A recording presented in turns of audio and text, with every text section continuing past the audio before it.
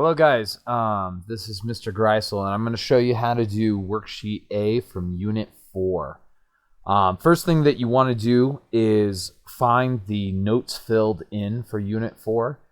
It's a PDF in the Schoology drive, and it has all of the trig identities that we're going to use throughout the whole unit. And we're not going to use all of them on Worksheet A, but all of them will get used throughout all of the worksheets, so make sure you do that. So first of all, on Worksheet A, there are 11 examples. And the reason there's so many is because there's so many different types of these problems that I wanted to give you plenty of them to do. So go ahead and find Worksheet A in Unit 4, and we're going to look at example 1.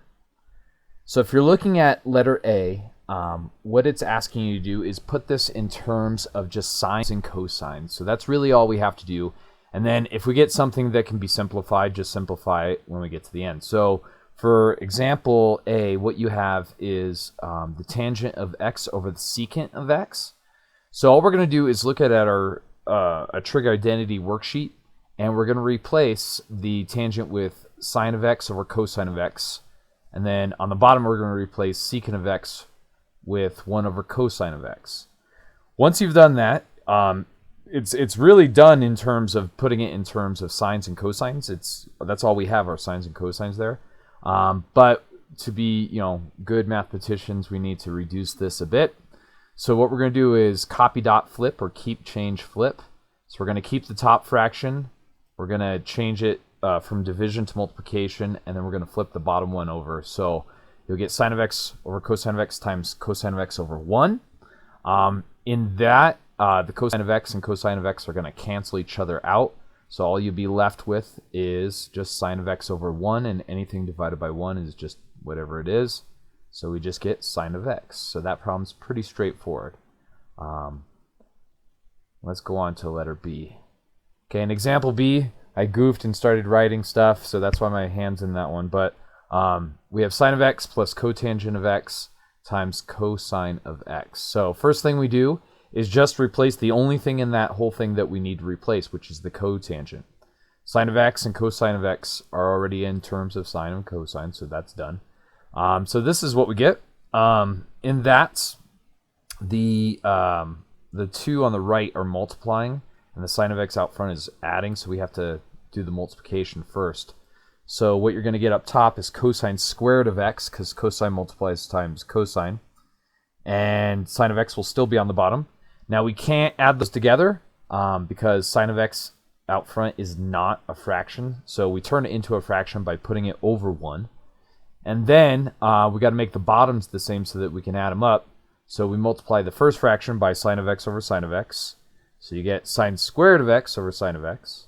Add that to our second fraction, since the bottoms now do match. And what you're going to get, is sine squared of x plus cosine squared of x over sine of x. If you left it just like that, it wouldn't be wrong, but it's not simplified all the way. So if you look on your identity sheet, you should be able to find one that says sine squared of x plus cosine squared of x equals 1. So what we're going to do is replace everything on top that we have there with 1. And so we're just going to have 1 over sine of x. Some people will take that a step further and call that cosecant of x. All right, so next problem we have is tangent of x times cosecant of x over secant of x. So for this one, we just look at our trig identity sheet, and we replace all of these because none of these are sines or cosines. And after we do that, all of them are going to be in sines and cosines. And then from here, all we got to do is reduce. Now up top, we have sine on top, sine on the bottom, so those are going to cancel off, and we're going to be left with just 1 over cosine of x up top. On the bottom, we're going to have 1 over cosine of x. So 1 over cosine of x divided by 1 over cosine of x. Since those two are exactly the same thing, it's just going to be 1. And if you didn't believe me, you could do keep change flip, and you'll eventually get cosine of x over cosine of x equals 1. So let's go to example 2. Now example 2, what they want us to do is write tangent of x in terms of just sine of x. So At the end of this, we should have some type of expression, and there shouldn't be anything in it except signs. So that's all they're really saying. So this one's pretty tricky, to be fair. First thing we do, we're going to rewrite tangent of x as sine of x over cosine of x, and that's just off your trig identity sheet. And then from there, what we have to do is we have to change cosine of x into something that has sine of x in it. Well, if you look throughout your worksheet, the only identity that really is going to help us out is the cosine squared of x plus the sine squared of x equals 1. Now, it's not in a very nice, usable form yet, but we're going to manipulate it so that it is. So first thing we do is subtract sine squared of x from both sides. And then we're going to have to square root both sides to get rid of those squares, or the squared on the cosine of x. So we do that, and we get a regular cosine of x equals the square root of 1 minus sine squared of x. So we're going to take all that stuff on the right, and we're going to stick it in for cosine of x. So we're just going to replace it. So that's what we get. Now, is it proper to have that square root on the bottom? No, so what you would probably want to do is multiply the top and bottom by root of 1 minus sine squared of x on top and bottom, and then you would get something a bit more complicated. But this is where I stopped on this problem, okay? So that's example 2. Let's look at example 3. Example 3, it's basically the same thing, but now we're talking about cotangent of x. So we start by using our identity, and we find out that cosine of x over sine of x equals cotangent of x. We're going to do the exact same trick that we just did on the previous example, and you're going to find out that cosine of x equals the square root of 1 minus sine squared of x. And that's, I mean, you can recopy that work or just look at what you just wrote. And then we're going to replace the top of that with all that stuff that cosine of x equals. And the only thing in there is sine of x, and then we have sine of x on the bottom, so everything's in terms of sine of x. So therefore, it's done. Example 4, they say, figure out the other 5 trig identities of tangent of A is negative 2 over 3. And they tell you, I think, that this lies in quadrant 4. So that's why I drew like these lines the way I did, because I know it's going to be on the bottom right when we graph it. So all you do is draw a triangle, and it can be, you know, you draw it however you want, because it's not really important. But the negative 2 has to go on the line opposite of the angle because it's going down. So that's the one that has to be negative. The 3 is going to be positive because it's going in the positive direction or to the right. So we have our opposite over our adjacents, and we're good to go. So now we're going to solve for the hypotenuse here, and you're going to use Pythagorean theorem. I don't think I showed my work for that, but you get the square root of 13. And the way I did that in my mind was 3 squared is 9, negative 2 squared is 4, 4 plus 9 is 13, and then we square root it, so we get square root of 13. So not too hard, but that's how I got that. So to find the sine, we're just going to look at our triangle right here. We're using the angle A, the same angle we used in tangent. And we're going to do opposite over hypotenuse. So you get negative 2 over the square root of 3. Now we can't have the radical on the bottom, so we multiply by square root of 13, square root of 13, and you end up getting negative 2 times root 13 over 13. Now we did a bunch of that in previous chapters, so hopefully that's not totally mystifying you. Okay, let's do cosine. Cosine is adjacent over hypotenuse. So same drill, you get square root 13 on bottom, so undo that, and you get 3 root 13 over 13. Then we do cosecant. Now cosecant is the opposite of sine. So if we take my original sine answer, which was negative 2 over the square root of 13, I just flipped that upside down, and I got an answer that's good. There's no radical on the bottom once you flip it, so it's good to go with that. Same thing with secant, so we get root 13 over 3, and that's done. And then cotangent, we're just going to take the tangent that they gave us originally, which was negative 2 over 3, flip that upside down, you get negative 3 over 2, and that's done. Okay, pretty straightforward on that problem. Example 5 is super duper similar. So all you're going to do is draw a triangle, and they tell us it's in quadrant 2, so we draw kind of an arbitrary triangle. The negative has to go on that 1 because that's our adjacent, and it's going backwards. So the negative has to go with that. If you put it with the 3, it wouldn't be in quadrant 2. So I didn't show my Pythagorean theorem, but you get root 10 for the hypotenuse. And then it's the same drill. 3 over root 10 becomes 3 root 10 over 10 for sine. Cosine is going to be negative 1 over root 10, which turns into negative root 10 over 10.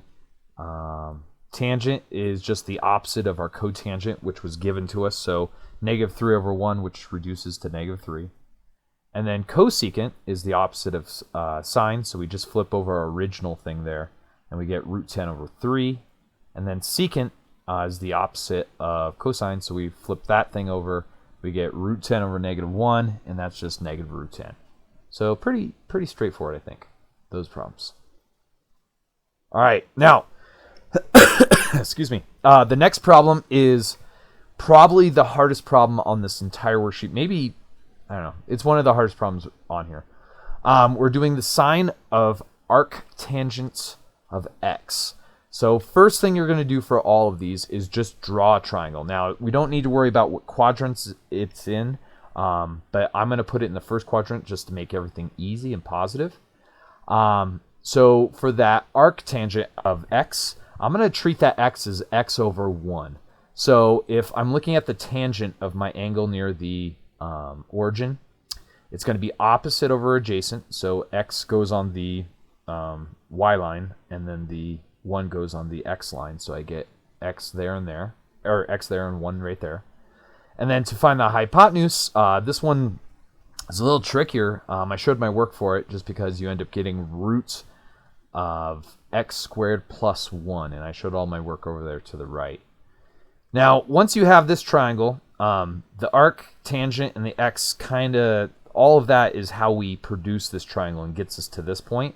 So now all we need to worry about is the sine, okay? So we're going to do the sine of that same angle, and sine is going to be the opposite, so the x opposing it, and then we're going to put that over the hypotenuse. Well, the hypotenuse on this one is what we just found, which is the root of x squared plus 1.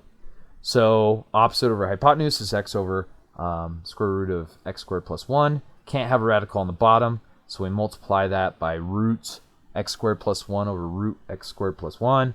You end up getting this ugly thing, and that turns out to be our answer. Okay. Lots of places to make mistakes on this, but basically draw the triangle and then use whatever you get there to come up with some expression, and then just simplify it.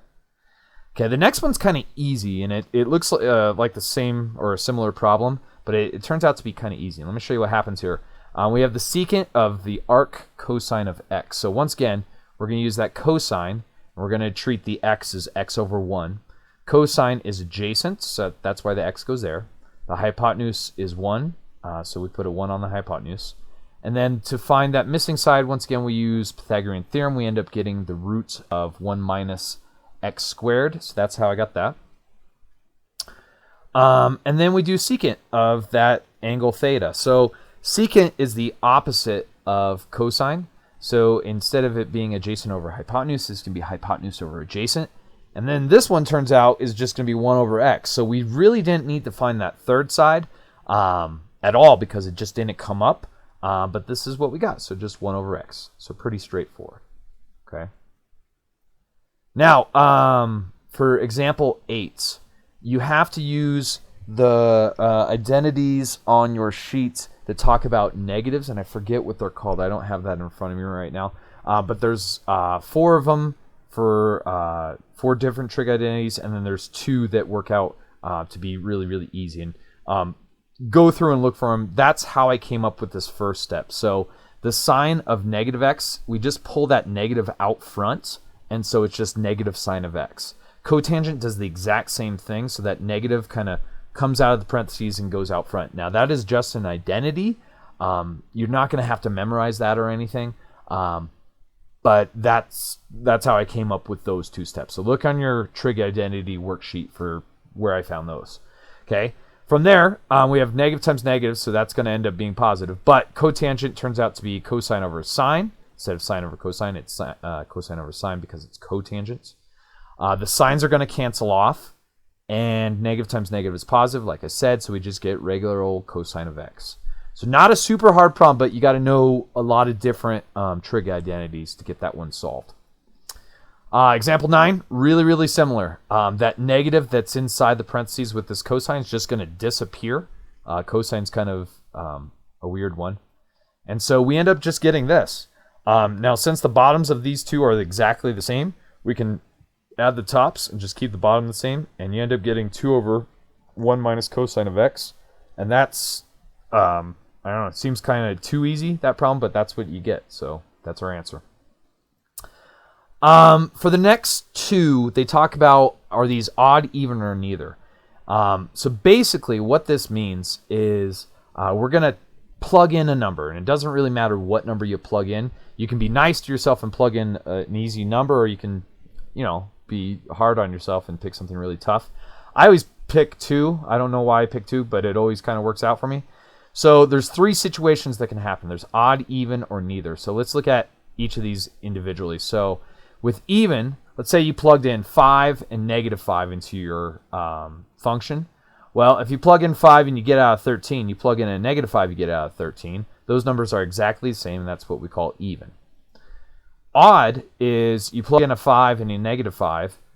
When you plug in 5, you get 13. When you plug in the negative 5, you get negative 13. Since those are opposites of each other, we say they're odd. So that's pretty straightforward.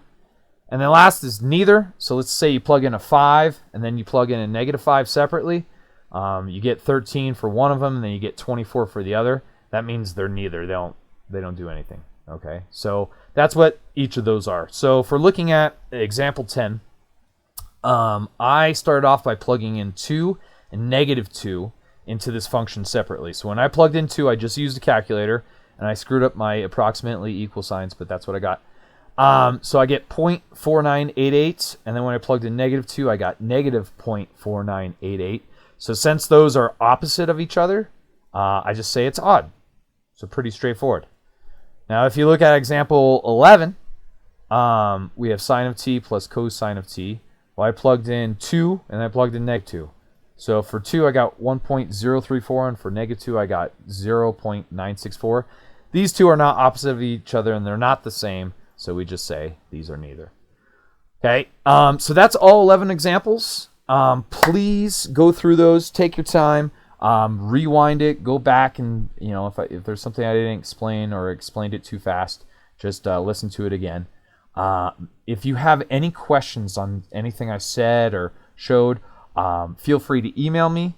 My email address is mgriesel, mgriesel, @cherrycreekschools.org.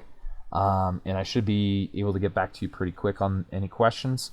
But like I said, bang out Worksheet A now. And it's pretty much all the same stuff that I just did.